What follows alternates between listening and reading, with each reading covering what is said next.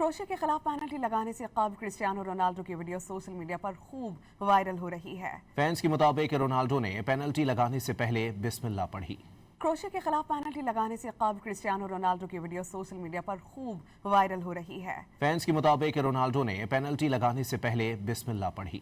Crochet के खिलाफ penalty लगाने से कब्ल क्रिस्टियानो रोनाल्डो की वीडियो सोशल मीडिया पर खूब वायरल हो रही है। फैंस के मुताबिक रोनाल्डो ने पेनल्टी लगाने से पहले बिस्मिल्लाह पढ़ी। क्रोशिया के खिलाफ पेनल्टी लगाने से कब्ल क्रिस्टियानो रोनाल्डो की वीडियो सोशल मीडिया पर खूब वायरल हो रही है। फैंस के मुताबिक रोनाल्डो ने पेनल्टी लगाने से पहले बिस्मिल्लाह पढ़ी।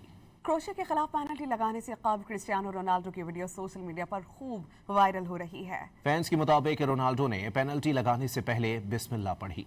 क्रोशिया के खिलाफ पेनल्टी लगाने से कब्ल क्रिस्टियानो रोनाल्डो की वीडियो सोशल मीडिया पर खूब वायरल हो रही है। फैंस के मुताबिक रोनाल्डो ने पेनल्टी लगाने से पहले बिस्मिल्लाह पढ़ी।